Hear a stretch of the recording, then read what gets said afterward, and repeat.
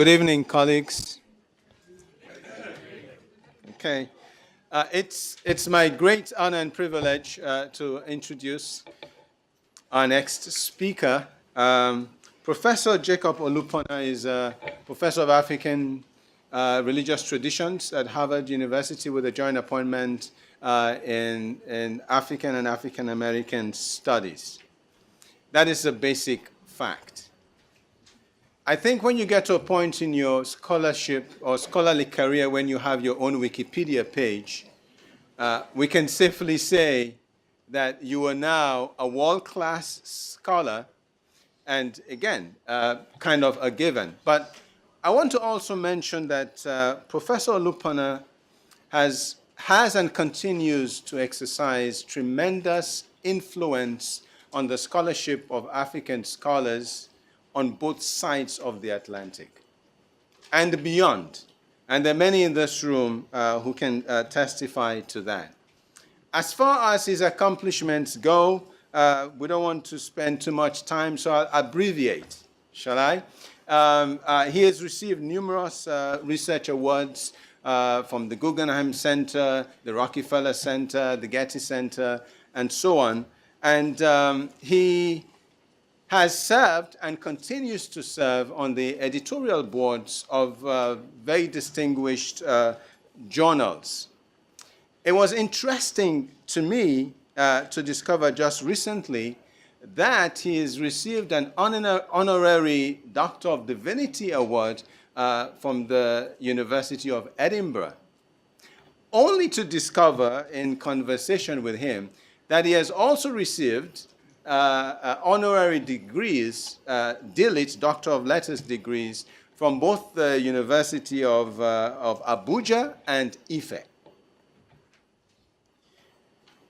Equally surprising to me was to discover that he is recipient of the National Order of Merit Award given by the Nigerian government. Surprising to me because he has been known to be quite critical of the authorities in Nigeria.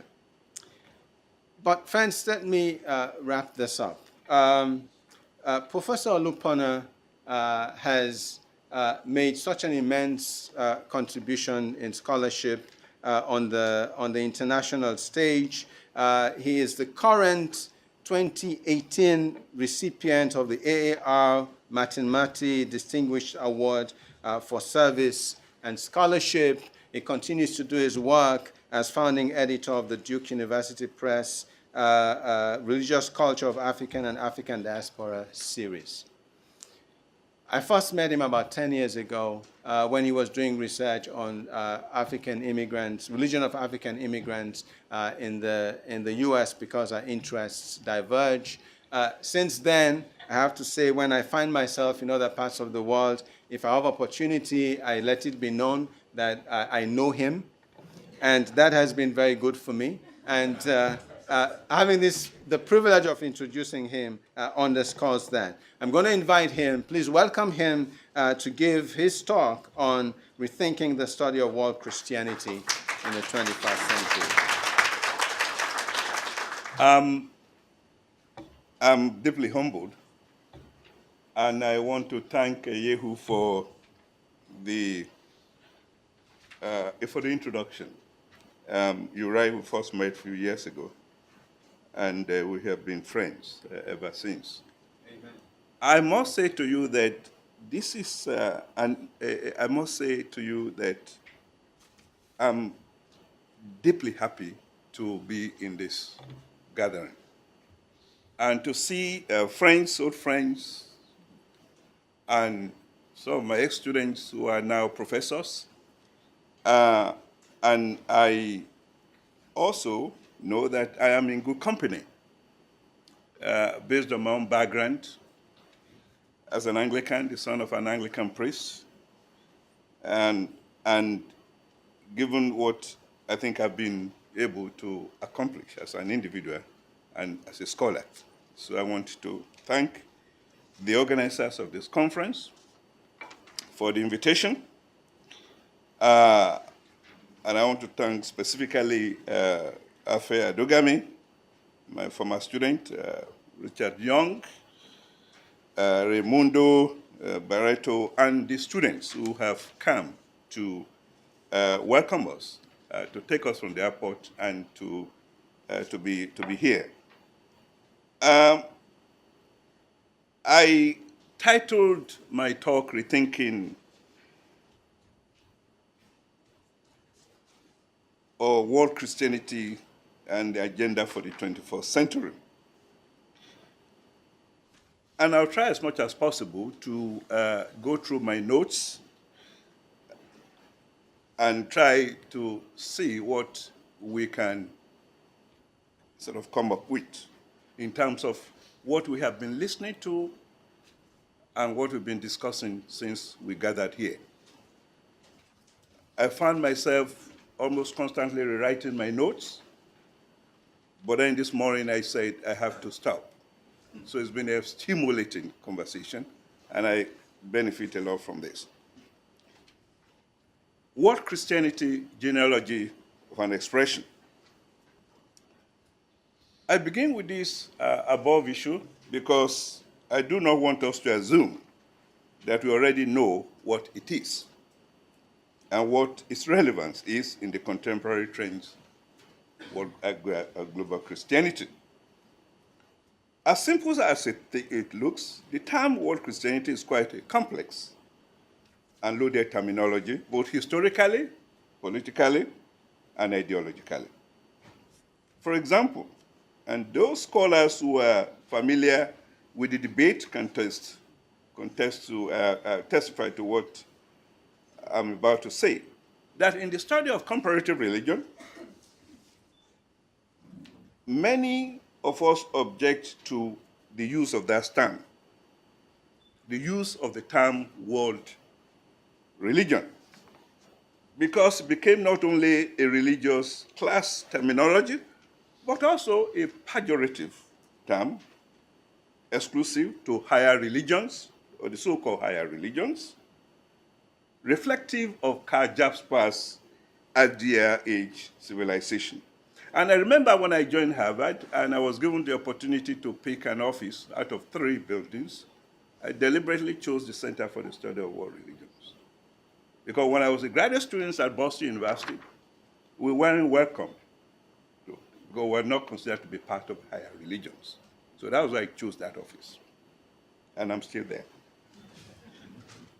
It's also the case that even those who study Islam, Christianity, Buddhism, and Hinduism, within the history of religions, do know fully well that it's highly problematic.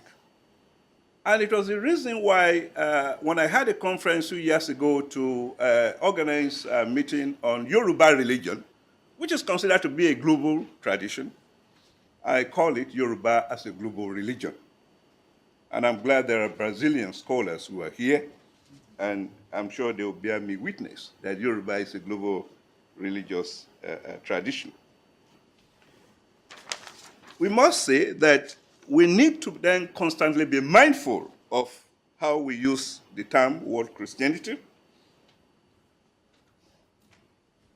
But at the same time, I must acknowledge that it doesn't carry the kinds of stigma that world religion carries.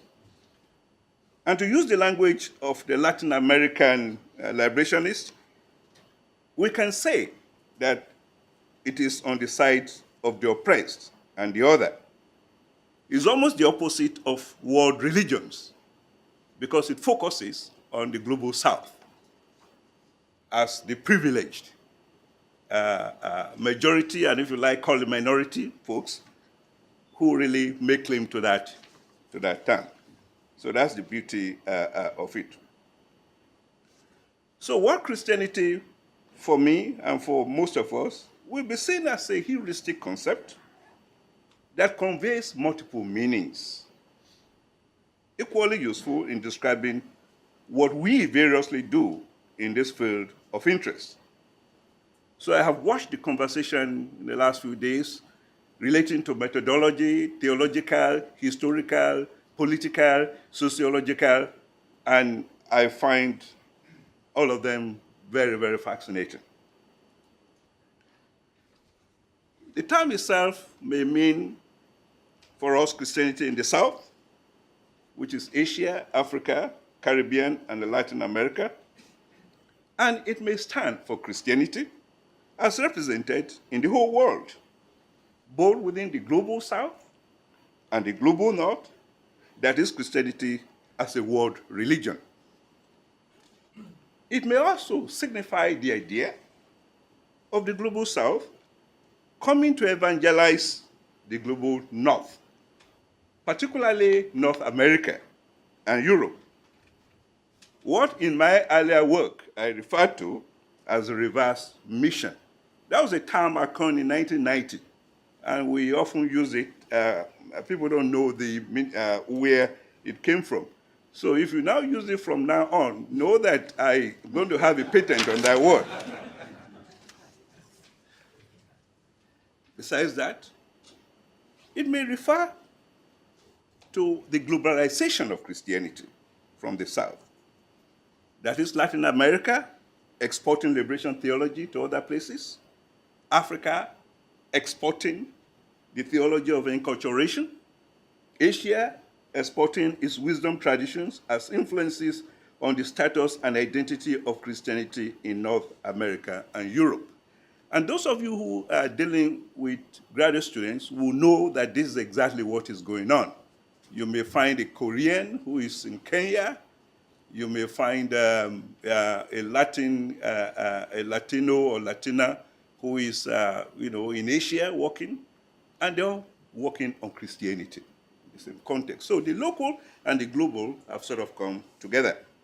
All I'm trying to say here is that we need to be able to understand the context in which this term is used and be free to use it as we find it necessary.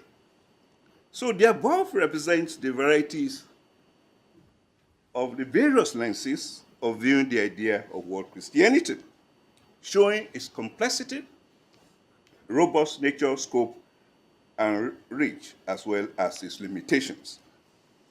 So it humbles us. It allows us to know that we cannot limit the term to a particular thing and insist that this is what it means. It's pretty, should be seen in multiple ways. My central concern here in this presentation is to raise a few emerging issues in the study of world Christianity and to map out for us the contours of the scholarship in local, transnational, and the global context. If you feel offended with some of the things I need to say, please let me know when we leave this room. I am going to be deliberately provocative in that. It is to enable us advance the scholarship. The global North and research infrastructure. From all the available statistics that we have, the West and the global North continue to be the financial epicenter and the intellectual and academic hub of world Christianity. He who pays the piper dictates the tune, you say. The genealogy of wealth accumulation, coupled with the capitalist mindset and drive of the West, makes the global North unavoidably not only the commercial center of Christianity, but also the space where knowledge production takes place.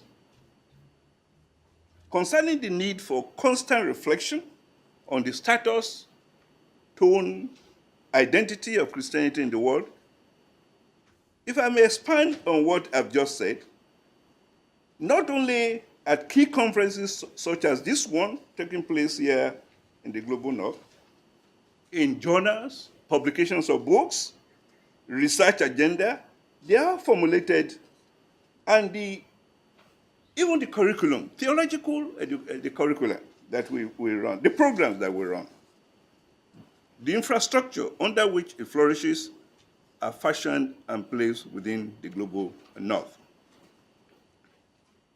I must confess to you that I generally don't miss the Dale Ivin's New York Theological Seminary AR breakfast because I know I'll get good food, but because I know that when I get there, I will hear the latest news from the world Christianity schools of thought. The Moonish School, the Princeton School, the Yale School, and so on and so forth. We don't have the Harvard School. I hope we have it one of these days. So the question is there an Ibadan School of World Christianity? Is there an Accra School of World Christianity? I'd like us to think about it. So the question then for us, and I must quickly say that, and it's not because Afe was my student. I have seen in this thing what I'd never seen before in my career. The number of scholars who have come from the Global South. And I want to congratulate all of you for making that possible. The question then is that what is the effect of this on the study of world Christianity? What is the effect of the fact that the curriculum and everything, all these things are determined from here? What effect does it have on global Christianity? How do we advance the study of world Christianity? The logical derivation is that as long as the research agenda is dictated solely from the North, our picture of world Christianity itself will continue to be fragmentary and incomplete. These days, anytime I get an invitation to come and write a paper or give an African distinction, I say to them, I will give you a list of Africans who are there. Go and invite them, let them come and speak for themselves. Because I've also become part of the diaspora. And I want to, not because I'm seeing Joe Carpenter, the initiative that he has announced to us, that will enable us partner with the Global South to advance the study of world Christianity. I think it must be commended. Mindful of this situation, for the research agenda to proceed, it is important that the Global North should continue to think critically about how best to decentralize it so that the study of world Christianity will be truly polycentric. We have used that term several times since we came here, and I believe it is correct. There is now a need to create regional centers that are equipped, autonomous, and financially vibrant to self-sustain research coming from the Global South. I'm not talking about the fact that there are no journals or conferences coming from the Global South. One of the journals I know is Orita, published at Ibadan. It's one of the oldest in the world. But my observation has been that when these journals take initiative, it is considered a local production, not at par with their international counterparts. Besides, we do not have research centers equivalent to, for example, the Arabic and Islamic centers in places like Ghana, Nigeria, and Kenya. These things were established in the 60s after independence. They are still there, where they're studying all kinds of manuscripts, Timbuktu manuscripts, these manuscripts, that manuscript. We don't have that. However, it is also the case that research foundations are pouring money to the study of this, of Islam and Arabic at these centers. And we have to ask ourselves, what do we do with Christianity? Except in Nigeria, I know in most places you don't compete with Islam. But I'm a Nigerian, I will come back to it later on to tell you where we are with things. I'm also aware that several of the scholars who are calling the shots in the global academic sphere are immigrants from the Global South who are based in America and Europe. And Jacob Olupona is number one. So that is what does that mean to us? So these schools of thought that I've just mentioned are propelled and serviced by members from the Global South, but they are based here. The effect of this unequal distribution of scholarly resources on the study of world Christianity is that we don't have an equally vibrant theological and missiological engagement in the Global South as we are having in the North. I listened to a number of papers yesterday, and the questions was raised. The fact that there are no active theologians who are looking at the state of Christianity in places like Ghana and Nigeria is a serious problem. And that is why the debates that have been going on, particularly about sexuality, is approached in a very strange way. In the African perspective, it's emotional. In the West, well, they call it theological. And so the two do not match.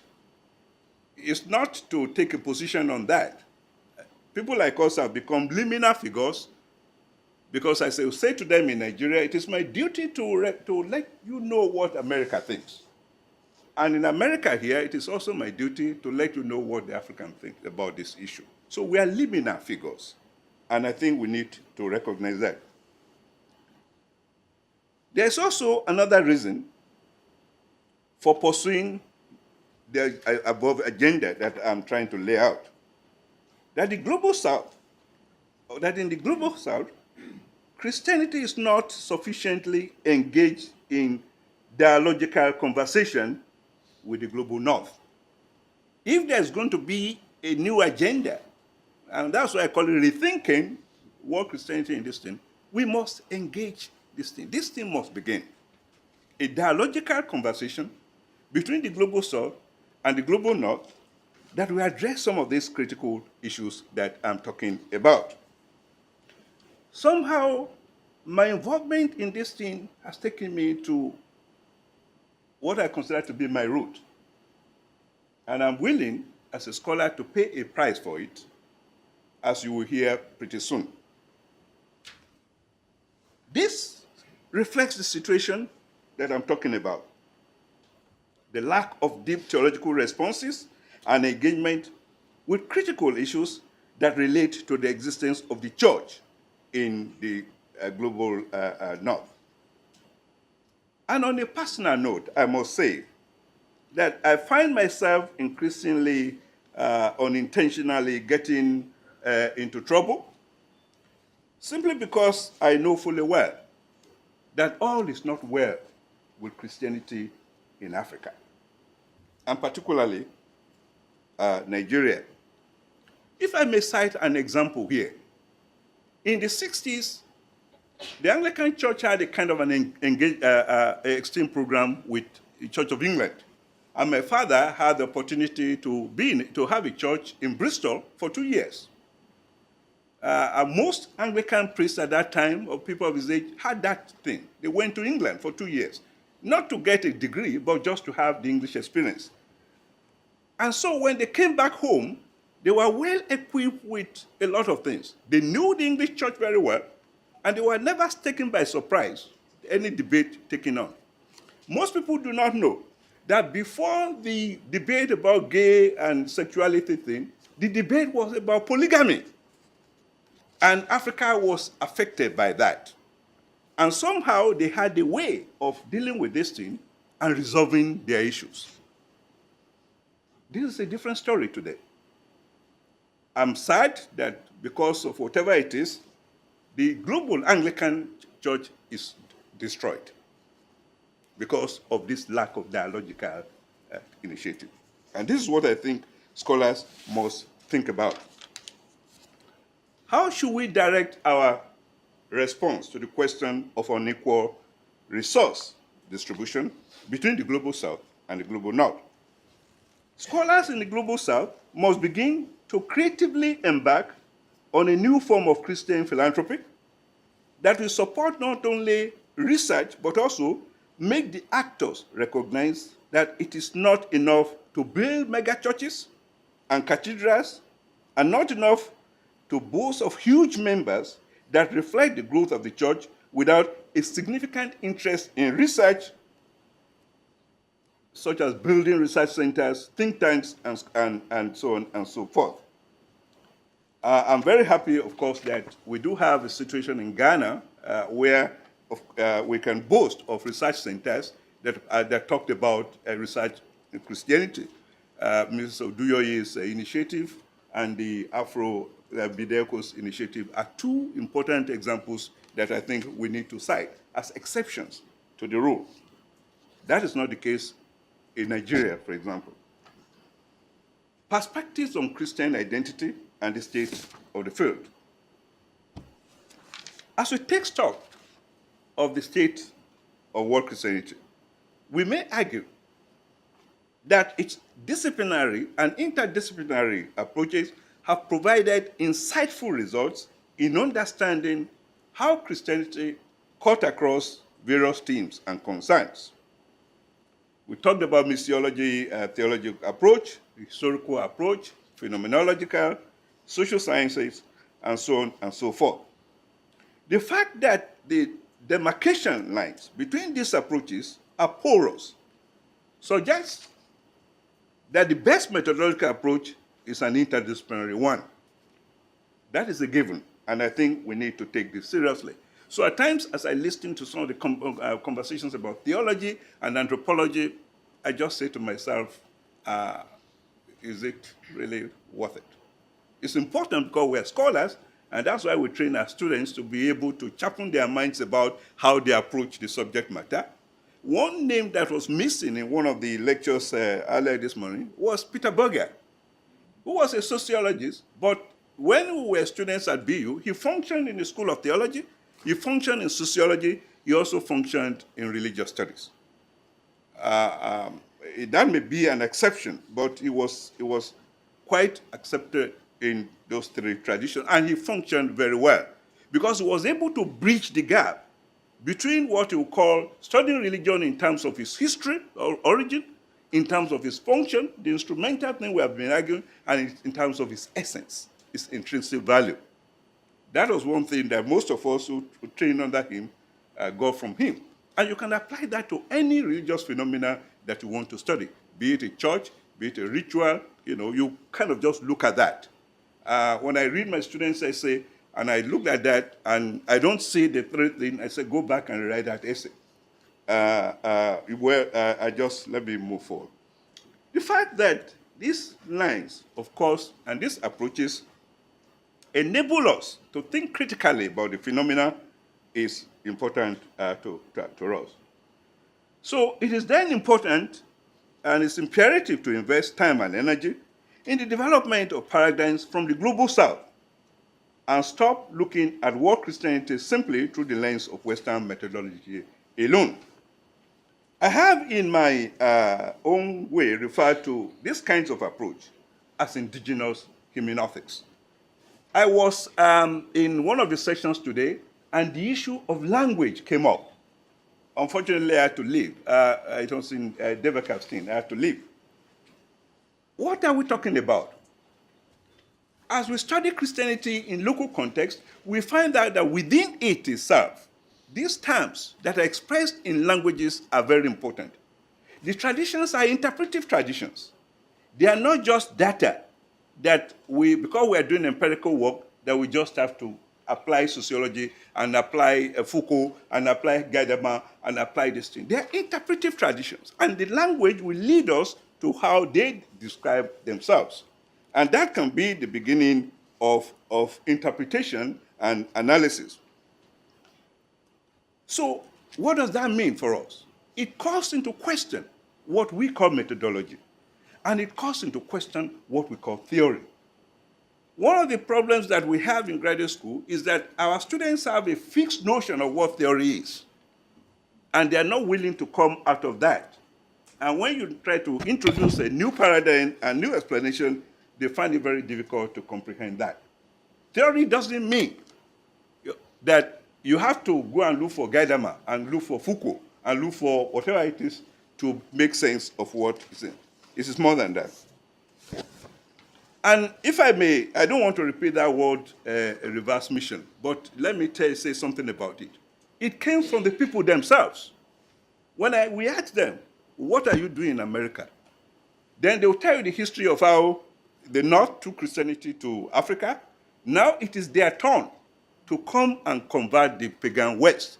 So then I said, oh, so that's a kind of a reverse mission. They said, Professor, you are right. In fact, they took down their notes and wrote it down. That is theory.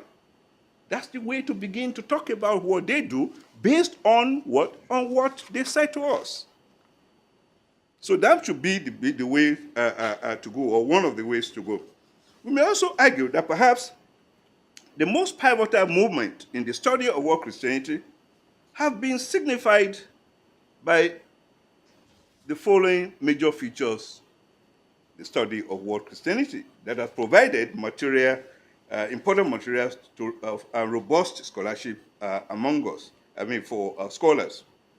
Here we may mention the activities of the missionary vocation itself, the generative prospects arising from ecumenical cooperation, the crucial work of contextualization when it comes to studying Christianity in the global South, as well as interfaith collaboration. If you take any of this term, any of these themes itself, you will find out that they're loaded, and we may want to follow that. I'm going to skip that because you know what I'm talking about, and we spend quite some time looking at that. Let me talk about what I consider to be challenges in the study of world Christianity in the 21st century. As we look into the future, I suggest that the study should be concerned with a number of emerging issues, and particularly difficult questions relating to the practice of Christianity. The practice of Christianity in nations, regions, and of course, around the globe. Let me quickly mention again, cite one example, that it is fascinating to see what is developing, the debate going on in places that we may consider to be the contact zones. And Nigeria is a classic example. But they may lead to new opportunities. The debate in Nigeria about Islamic banking is a case in point. The government, maybe you've been following the story in Nigeria, gradually making move, and if you like, you may say, trying to Islamize Nigeria. There's truth in it. I'm sorry. And then all of a sudden, they introduced Islamic banking. What was the response of the Muslims to that? Who is preventing the Christians from creating their banks? 3 mega churches alone can come together and create Christian banks, or whatever it's called. What does that mean? As difficult, as strange as it sounds, it's not that Christians are trying to compete with Muslims, but this type of research enables us to see new possibilities that may come from the global South as a response to a specific critical situation, but may lead us to new areas of interest. This is why I think it's important to look at that. As we look into the future, I suggest that the study should be concerned with things that will not only make us understand what we're talking about and the nature of Christianity in the global South, but of course its relationship to the global North. Let me mention 3-4 points here. The first is political. And it concerns not only what has been described as Christianity in regions of the world that are in principle intolerant of the Christian faith tradition. I have in mind here states like China and even Islamic states like the Middle East. All available indications and tendencies show that Christianity as an underground faith tradition is thriving and growing in China, but among Chinese indigents and immigrants in, outside China too. And while we may rely on a number of think tanks in Europe and America, whose focus is the study of religion in China, we are aware of one or two centers that are looking at that. We need more than that. We also need to know that it is incumbent on the Global South bodies to acquaint themselves with the status of Christianity in communist region so as to be able to figure out the best methodological and theoretical angles to address how to study these traditions in situ. So how do we study the state and status of Christianity in a region that doesn't give it visibility per se? It should come from there. Our effort should simply be to help them make it happen. We cannot generate the theory, even the methodology that will enable us to understand what Christianity is in China. We can begin to look at that. But we must begin to think of decentering what we do so that they will be given the voice and the identity that is required. The second is the idea of global economics and how this to influence how the growth of Christianity is measured and perceived in the contemporary moment. A 2015 article in Christianity Today lamented the perils of poverty and corruption in churches in post-apartheid South Africa, highlighting the complex terrain in which South Africa evangelicals work together to condemn and decree the corrupt current government. The point I'm trying to make here is that scholars must take economics seriously. Not just because we're interested in what is happening in terms of the mega churches and so on, but how theology and history are kind of complicated and misinterpreted even by these mega churches. Third is the critical issue of ethics and morality, both within the church itself and in relation between the church and the world around us. It is no secret that in fighting along denominational lines, and sometimes within denominations themselves, constant crises and problems arise. A clear example is Nigeria between the Catholic Church and the CAN, which has ridiculed the Christian community in the entire country. This loss leads to the final consideration, and perhaps the most important. And this is the issue of leadership in the church itself. We are aware, as we understand through Weberian analysis, and the influence that idea wields in understanding religious organizations and so on, that quite often they do not appoint leaders. They kind of just stay, and some have even told their congregation that they will be there till Christ returns. And we know what happens after that. I'll move to the last section, and that is the future scenarios. As we move towards the 21st century, the central question is, what is the future of world Christianity? What are the important subjects, themes, and concerns that scholars should pay attention to? And what I mean by this is, how does the future relate to the study of world Christianity? One is the scholars as a public intellectual. Quite often, we do not see advocacy as part of our work. And that is why Christians in lands like Nigeria, in the Middle East, are asking us, is America not a Christian community, a Christian country? Why do they just leave us to suffer in context of that? So is advocacy part of our mission? I think it should be part of our mission. It should be part of the work of scholars to understand, to advocate, to challenge, to query, and so on and so forth. In the context of this, last December, I called a meeting of Christian scholars, and we called it Forum for Nigerian Christian Scholars, to examine the crisis that Christianity faces in Nigeria. Why did we do that? Because the church has failed. The church is not in a position to respond to the crisis that Nigeria is dealing with. And I feel that it's the role of scholars who understands both the theology, the sociology, the politics of it, to come and talk about the survival of the Christian community.